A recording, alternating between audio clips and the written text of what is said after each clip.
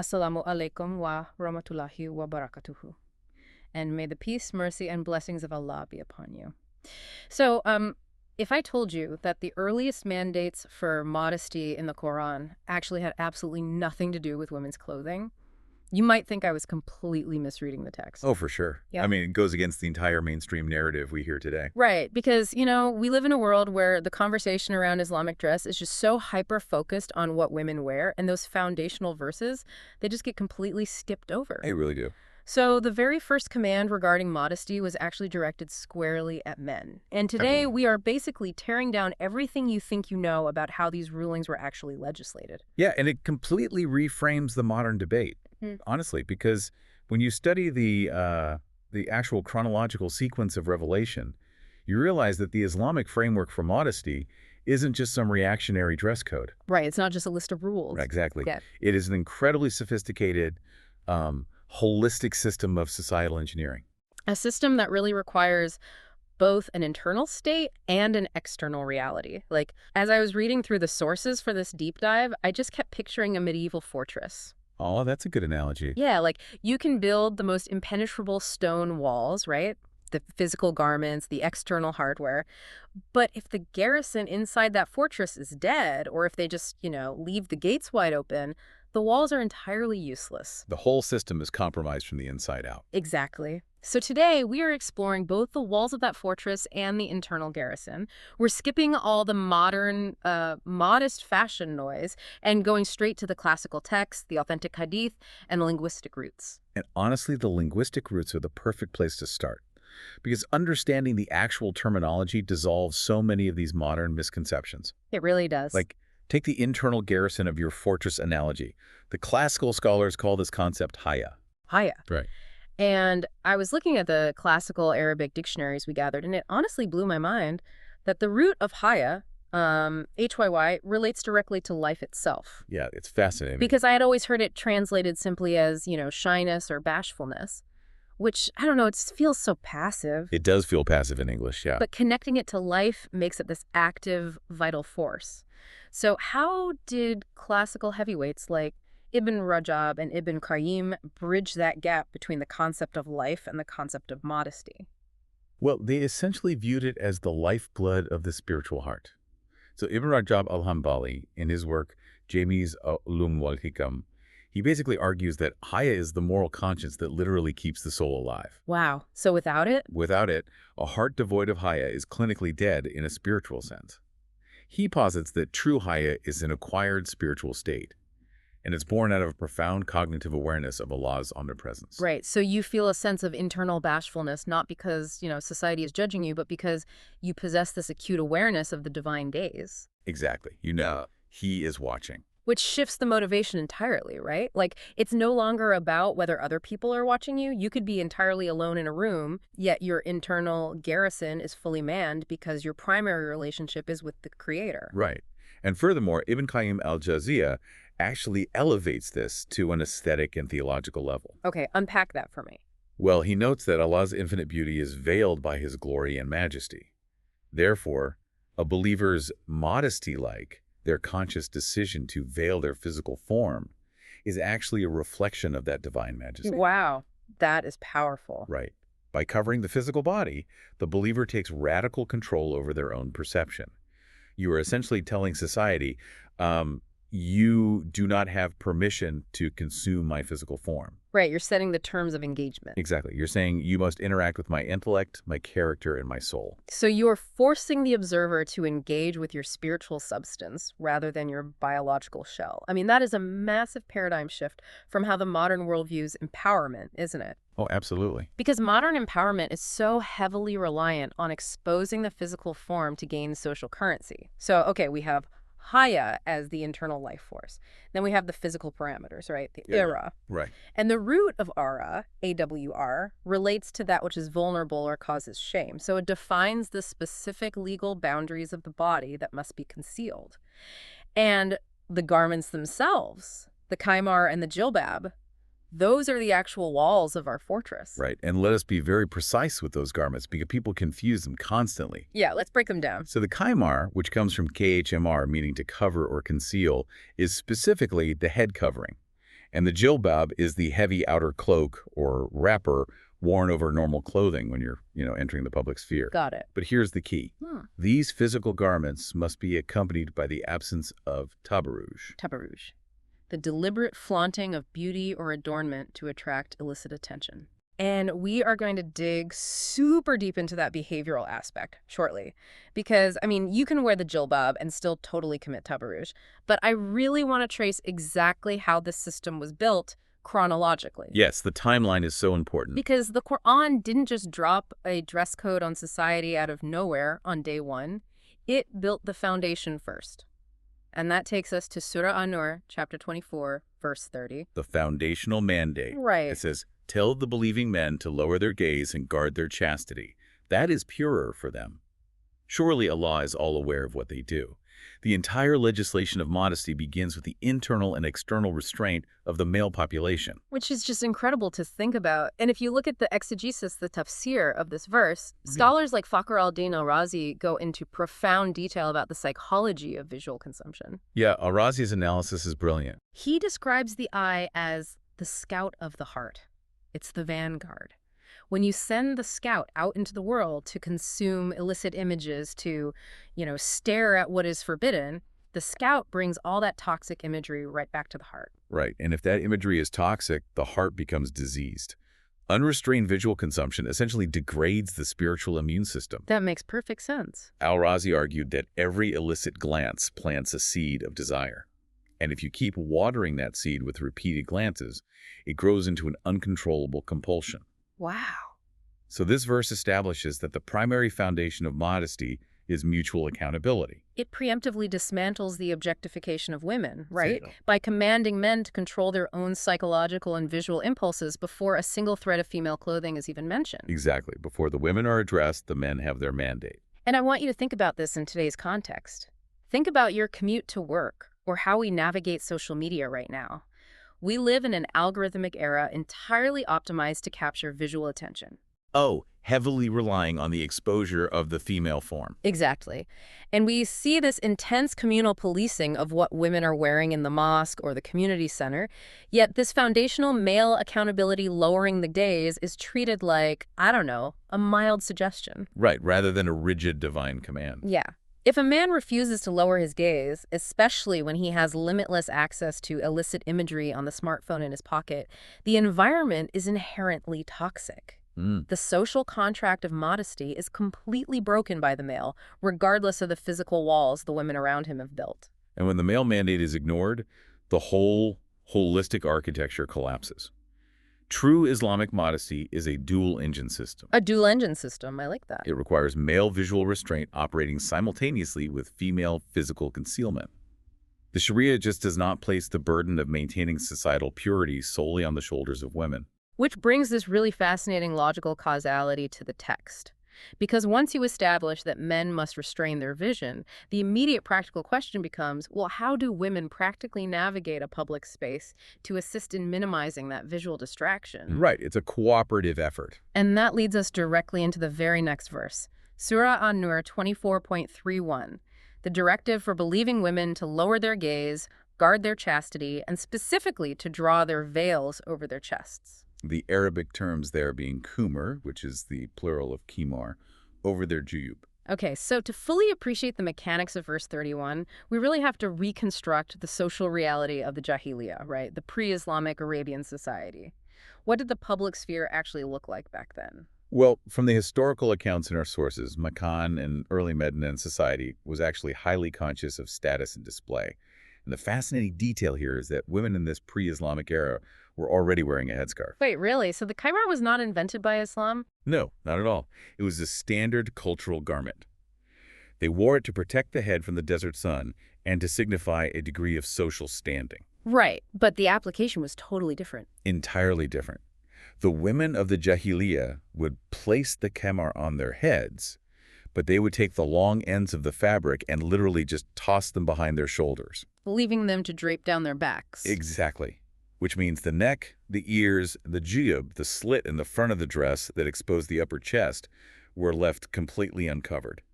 So they wore the hardware, but it wasn't functioning as a partition. Right. Imam al-Qurtubi emphasizes this beautifully in his Tafsir. He points out that the Quranic injunction did not command them to wear a qamar because they already were doing that. Oh, wow. It commanded them to draw their kumar over their juyub. Yes. It instructed them to take those loose ends hanging down their backs and physically bring them forward, crossing them over the chest to conceal the exposed skin and the jewelry worn on the neck. That single physical movement transformed a cultural habit into an act of divine obedience. That is so profound. It really is. The text also includes a crucial phrase that became the center of this massive legal debate. It commands women not to reveal their adornments except what normally appears thereof. Ah, yes. The famous phrase, "Ila ma zahara minha." Right, and as I read through the early jurisprudential debates, it just struck me how meticulously the companions of the Prophet dissected this one tiny phrase, because it forces a huge question: who decides what normally appears? And this is where we see the rigorous intellectual tradition of early Islam really shine. Imam al-Tabari records the diverging interpretations among the closest companions. Let's break those down. So on one side of the spectrum, you have Abdullah ibn Mas'ud, who is known for his incredibly strict adherence to precaution. Ibn Abbas argued that what normally appears refers exclusively to the outer garments themselves. So in his view, the literal fabric of the outer cloak is the only thing that can legally be visible. The entire physical body, including the face and the hands, must be totally eclipsed by the garment. Yes, total concealment. But contrasting with Ibn Mas'ud was the predominant view attributed to the brilliant companion Ibn Abbas, as well as the Prophet's wife, Aisha. And what did they argue? They interpreted what normally appears as a specific exemption for the face and the hands. Ibn Kathir synthesizes these views by categorizing female adornment into two types: hidden adornments and apparent adornments. Okay, so hidden adornments being the items that inherently require the exposure of the ihra to display, right? Like anklets require showing the ankle, bracelets require the forearm, necklaces require the neck. Exactly, and these must be concealed from all non-mahram men outside of that immediate, unmarriageable family circle. While apparent adornment is constrained to that which cannot reasonably be hidden in the course of daily practical life without causing immense hardship. Right, and this leads to a really fascinating legal derivation found later in the exact same verse. Oh, the part about the feet. Yes, the Qur'an commands women not to stamp their feet, to reveal the sound of their hidden anklets. This logic puzzle is just incredible. The verse is basically saying a woman could be fully covered, wearing the kaimar and the jilbab, right? But if she deliberately strikes the ground with her heel so that men can hear the chiming of a piece of metal hidden beneath her clothes, she has violated the command of modesty. And classical jurists extrapolated a massive legal principle from this auditory prohibition. Which is? If the mere sound of a piece of jewelry striking the ankle is deemed a distraction that violates the purity of the public space, how much more severe is the visual exposure of the body itself? Wow. The Sharia is identifying and neutralizing the avenues of fitna. Fitna, which translates roughly to temptation. Yeah. Yes, but in a much broader sociological sense, it means societal chaos and the breakdown of moral order. It definitely sets an undeniably high standard for mitigating distraction. But if the standard is so strictly based on minimizing this fitna, it raises a biological question for me, like, what happens when the realities of human biology change? Does the law just remain rigidly blind to the human life cycle? That is a great question. And it brings us to a remarkable demonstration of divine pragmatism in Surah An-Nur, verse 24.60. Right, because the Qur'an is not a context-blind, inflexible document. Not at all. Verse 60 addresses elderly women. It states, "As for elderly women past the age of marriage, there is no blame on them if they take off their outer garments without revealing their adornments. But it is better for them if they avoid this altogether." Okay, here linguistic precision is absolutely paramount to avoid misunderstanding the ruling. The verse grants permission to take off their thiyab. Yes. Yeah. And Ibn Kathir clarifies that thiyab in this specific context refers exclusively to the heavy outer cloak, the jilbab. It absolutely does not refer to the kaimar, the headscarf.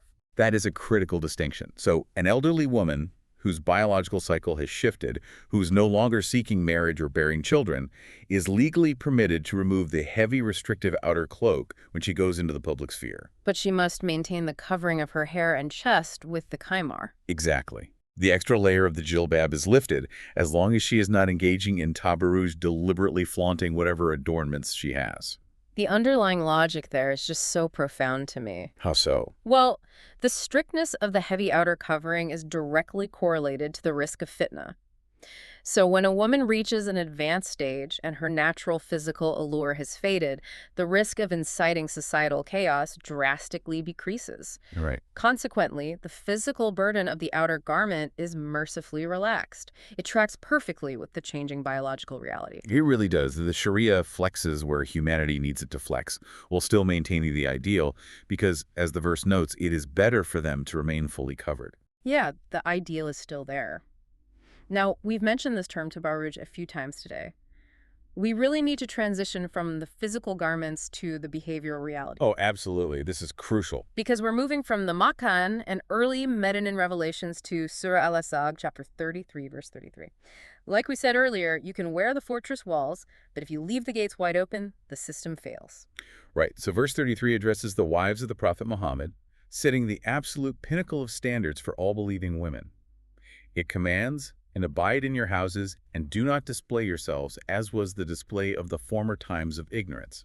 And the Arabic phrase for this display is tabarruj al-jahiliya al-ula. Exactly. And to understand what is actually being outlawed here, we have to know what that Jahiliyyah display looked like in practice. Yeah, Ibn Kathir and al-Qurtubi give us a really vivid picture in our sources. It wasn't just about what they wore, it was how they moved, right? Right. They would walk with a deliberate swagger. They would aggressively mingle with men in the marketplaces. They would strategically leave their cloaks open to ensure their jewelry caught the light. So it was a conscious, weaponized use of physical allure to dominate the attention of the public space. That's exactly what it was. The aggressive public display of beauty for social leverage. And Imam al-Dahabi, in his monumental work Al-Kabair, catalogs the major sins in Islam. And he puts tabarruj in there, right? He doesn't just list it as a minor infraction. He categorizes it as a major sin, placing it alongside profound moral failures. Wow. He understood that this behavior corrupts not just the individual's spiritual heart, but actively unravels the moral fabric of society. Tabarruj is the behavioral counterpart that can entirely neutralize the physical hijab. Which brings us to today. Contemporary scholars like Omar Suleiman and Numan Ali Khan have spoken extensively about how this classical prohibition applies directly to our digital age. All the digital age application is so necessary to discuss. Think about the cognitive dissonance we see online. Wearing the physical kaimar and jilbab while heavily perfumed in public, or, while performing a highly suggestive TikTok dance for millions of anonymous male viewers is a complete contradiction. It's completely counterproductive. I use the analogy of a hotel room. It's like hanging a do not disturb sign on your door to signal that you want privacy, while simultaneously blasting a siren inside the room to make sure everyone in the hallway looks at you. That is a brilliant analogy. The physical sign indicates one intention, but the behavioral action violently contradicts it. Right. In an era driven by the attention economy, influencer culture, and the modest fashion industry, the hijab is at an acute risk of being hollowed out. Totally hollowed out. If the observance of hijab does not stem from a deeply internalized state of haya, that cognitive awareness of Allah, it rapidly degenerates into a cultural accessory. The moment you step into the digital public square seeking male validation, the kaimar loses its spiritual software. It just becomes hardware. So if the goal is to create barriers against this kind of unchecked mingling and display, where does the literal word hijab actually enter the text? Because as we established, linguistically, hijab does not mean headscarf. No, it doesn't. It means a partition, a curtain, or a screen. The literal term appears in Surah Al-Ahzab, verse 33.53, which is historically known as the verse of the screen. And the context here is highly specific. Yes. Yeah. It was revealed regarding the etiquette of interacting with the prophet's wives in their home.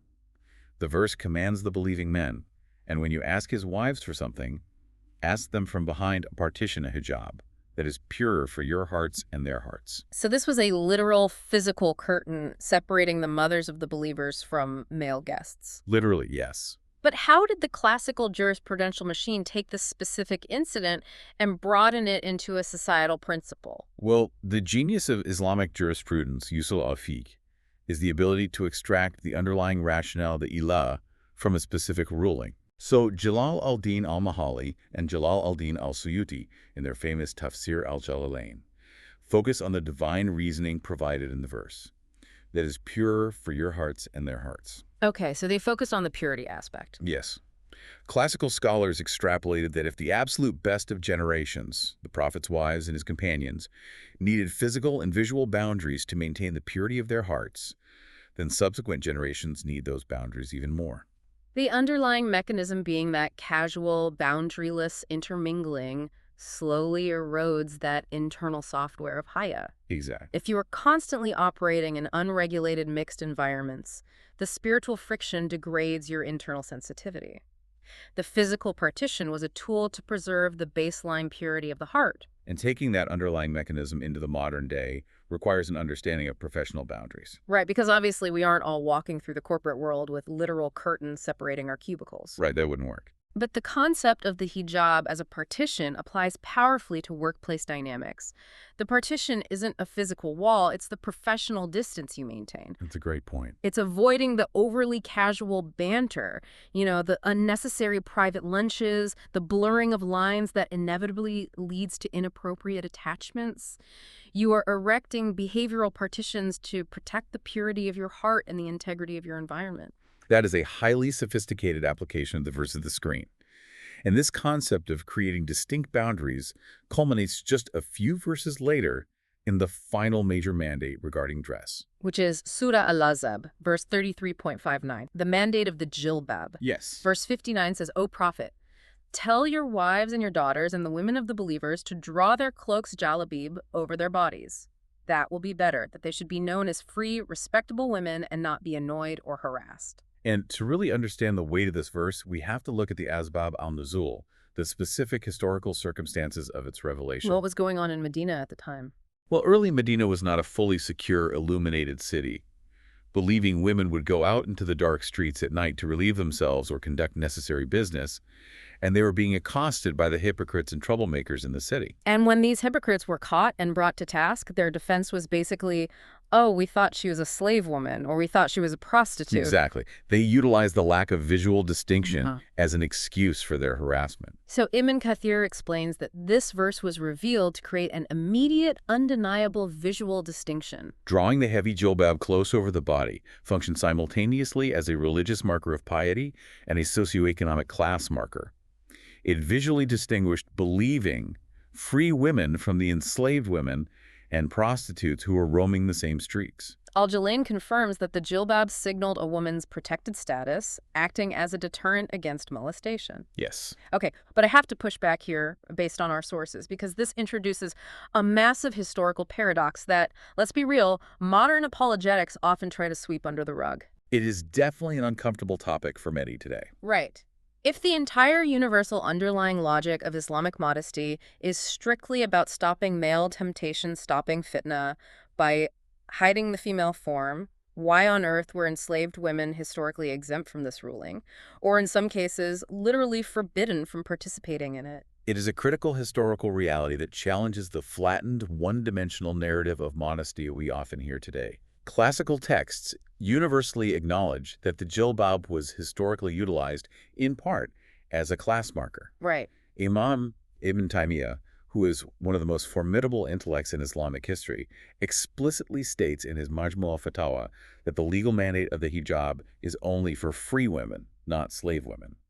And the historical records show the second caliph, Umar ibn al-Khattab, enforcing this physical distinction aggressively. Yes, very aggressively. Ibn Taymiyyah notes that if Umar saw a slave woman covering her head with a jilbab or khimar, he would literally strike her, demanding, "Are you trying to imitate free women, O foolish one?" The baseline ruling in classical fiqh allowed slave women to expose their hair, their necks, and their arms in public. This creates a profound logical problem if you try to claim that the aura is based purely on the inherent temptation of the female body.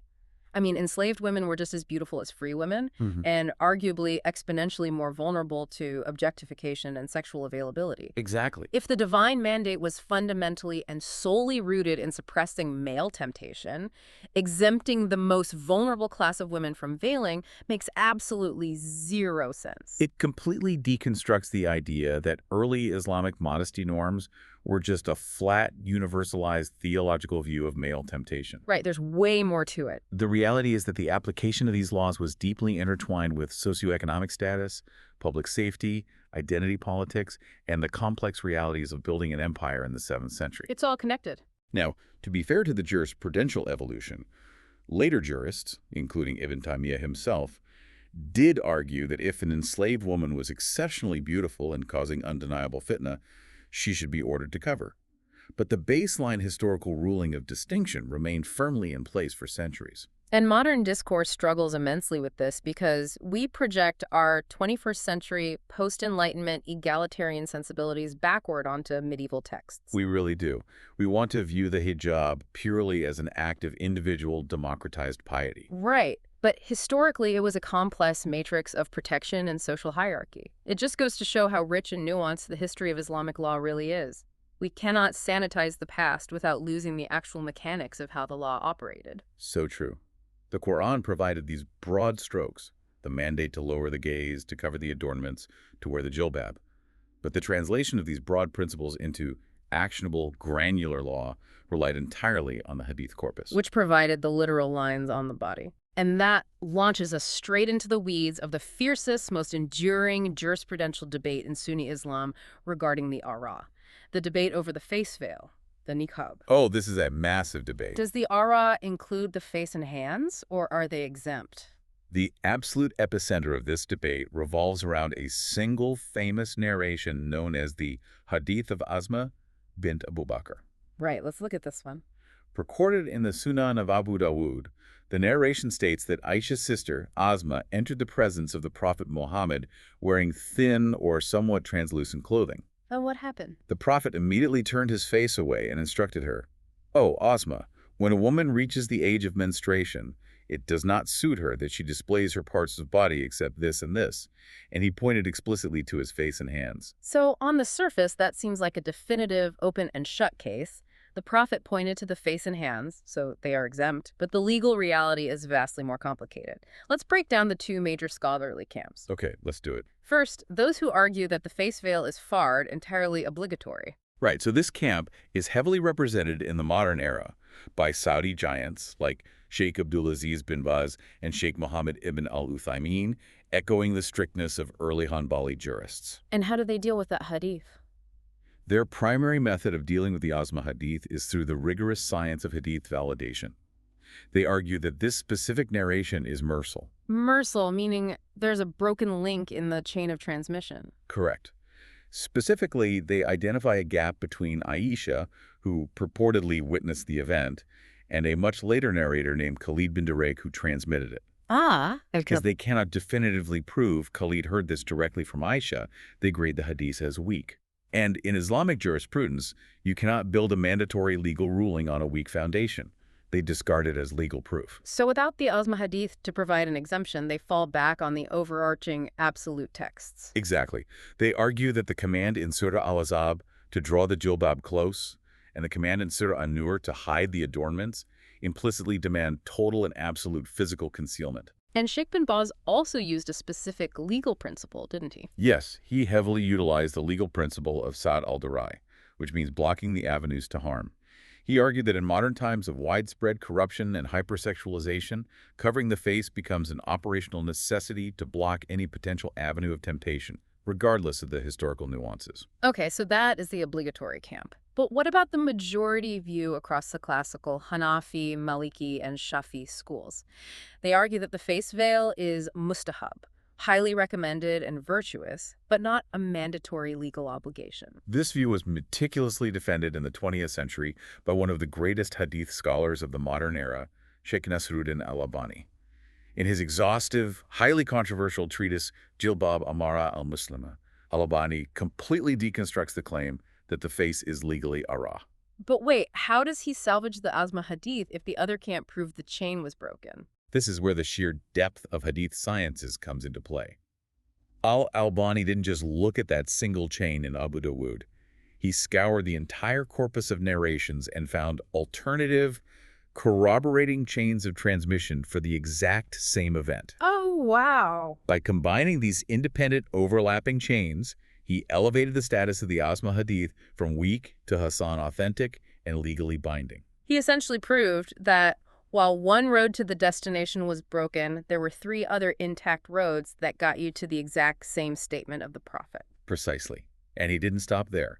He brought forth numerous, highly authentic instances from the Prophet's life that support this exemption. Like what? For example, during the Hajj of farewell, the Prophet's cousin Al-Fadl was riding behind him. A beautiful woman from the tribe of Qatham approached to ask a question.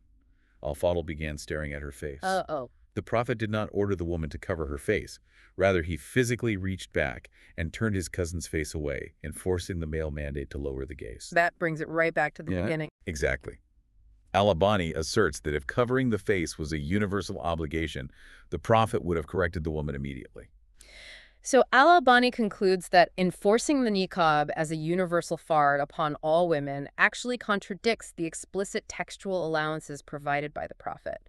It is a virtuous act of extra piety, mirroring the specific rulings for the Prophet's wives, but it cannot be forced upon the general populace as a baseline law. Right. And despite the intensity of this debate over the face, there's a bedrock of universal Sunni consensus regarding the broader parameters of public attire. Scholars synthesize the Qur'an and Hadith into 6 absolute conditions that a woman's public dress must meet. Let's turn these 6 parameters from a simple list into the underlying logic of why they exist. Sure. First, comprehensive coverage. Everything but the face and hands must be covered. Second, the garment must not be an adornment itself. Right, so the outer garment, the zina, cannot be beautified with intricate patterns, sparkling jewels, or eye-catching designs that attract the very attention the garment is legislated to deflect. This ties directly back to the prohibition of tabarruj. Which makes total sense. Third, it must be thick and opaque. The Prophet delivered severe warnings against women who are kasiyat ariyat, clothed yet naked, stating they would not even smell the fragrance of paradise. That's a terrifying warning. It is. If a fabric is translucent, revealing the color of the skin beneath, it entirely fails the functional definition of a veil. Fourth, it must be loose and unrestrictive. It cannot outline the shape, the bones, or the contours of the body. And this is where modern fashion heavily clashes with classical feet. Oh, absolutely. Wearing tight trousers or leggings, even if they are thick and opaque, is impermissible unless covered by a long, loose outer garment that drops below the knees or to the ankles, because tight clothing still displays the physical form. Fifth, and this one often surprises people, it must be unperfumed in the public sphere. Okay, let's delve into the mechanics of this. Why is invisible scent treated with the same severity as visible skin? Because classical scholars profoundly understood the biology and psychology of olfaction. The olfactory bulb in the brain is directly wired to the amygdala and hippocampus, the centers for emotion, memory, and physical arousal. Wow, so it's a direct physiological link. Yes, scent is an invisible, highly potent form of physical projection. There are authentic narrations that strongly rebuke a woman who applies perfume and walks through a crowd of men so they can smell her fragrance. Because by doing so, she is projecting her physical presence into the psychological space of non-mahram men. It is an olfactory form of tabarruj. Exactly. And sixth, and finally, it must have a distinct identity. It must not imitate male clothing, nor should it imitate the specific, exclusive religious attire of other faiths. It must be distinctly recognizable as the attire of a believing Muslim woman. Now, having laid out these incredibly strict 6-part parameters, I have to introduce a massive caveat discussed in our sources. There is a specific hadith where a companion comes to the Prophet intending to marry a woman from Medina. The Prophet explicitly instructs him, "Go and look at her, for there is something in the eyes of the Ansar." Oh, this one. This appears at first glance to shatter the entire framework we just built. We just spent an hour discussing the absolute mandate of lowering the gaze, the danger of the visual scout, and the necessity of total concealment. Yeah, and here's the Prophet ordering a man to deliberately look at a woman. How does Islamic law reconcile this apparent contradiction? By relying on the beating heart of Islamic jurisprudence and Intention. The Hadith is not authorizing a sudden lapse in modesty or permitting casual gazing. It is recognizing that when the explicit formalized intention is marriage, the legal context radically shifts. Right. The Sharia is supremely practical. It recognizes that physical attraction, compatibility, and visual comfort are necessary, foundational components of a healthy, enduring marriage. Actions are judged within their larger ecosystem. Looking is strictly prohibited when it serves no lawful purpose and only generates illicit temptation.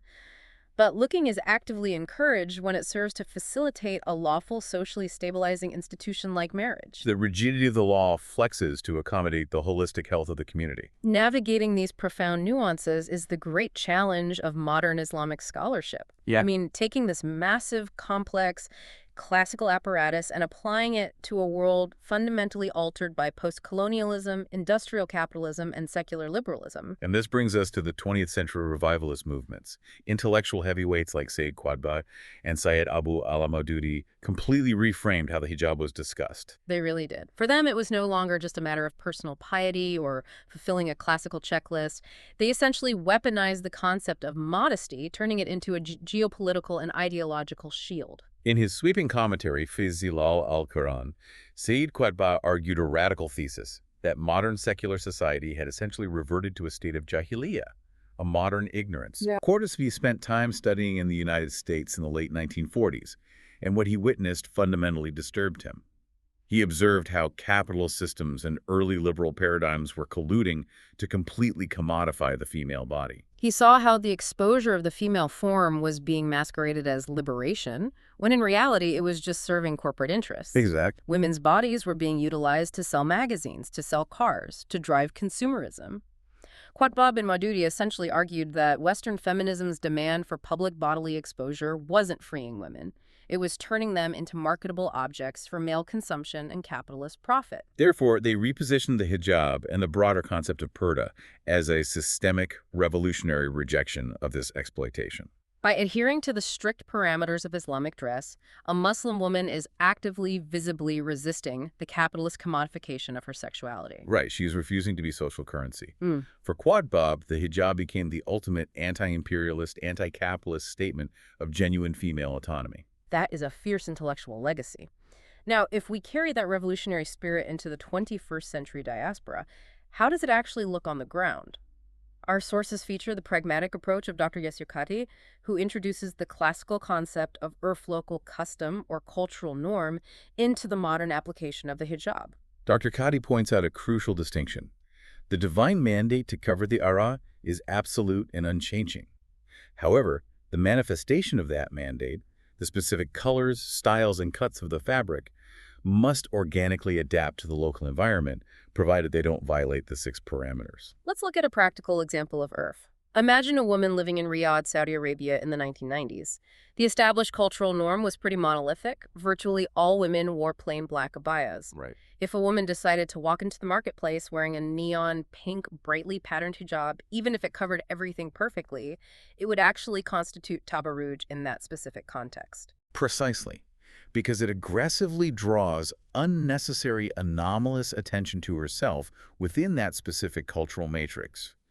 It violates the underlying principle of deflecting attention. But take that exact same brightly colored, patterned hijab and wear it walking down the street in downtown Chicago, London, or Toronto today, and it is a perfectly standard, beautiful fulfillment of modesty. Right, it doesn't violate cultural norms because the surrounding environment is a mosaic of colors and styles. The divine law remains absolute, but the cultural application is incredibly flexible. And this flexibility leads to a crucial critique Dr. Qadhi makes regarding the modern Muslim community. He warns heavily against the fetishization of the headscarf. But we see this constantly. Yes, we do. The physical hijab is disproportionately weaponized as the ultimate exclusive litmus test for a woman's entire spiritual worth. It is a devastating reduction of the faith. A community will intensely police a woman's kaimor, scrutinizing whether a single strand of hair is showing, effectively grading her piety based solely on a piece of fabric. Simultaneously, that same community will completely ignore the Quranic mandate for the men in the room to lower their gaze. Right.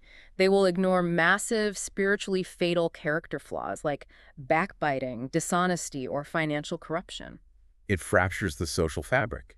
Yeah. When you reduce the totality of female piety to a textile, while completely neglecting the holistic spiritual health of the community and the internal software of Haya, you distort the religion beyond recognition. Recognizing that there are valid, evidence-based disagreements among the greatest scholars, like the fierce debate between Al-Albani and Bin Baz over the niqab, should teach us intellectual grace. Absolutely. It should dismantle the spiritual elitism and verbal harshness that often plagues our communities. Ultimately, the rulings of the hijab are not historical relics to be blindly mimicked, nor are they mere tools of patriarchal subjugation.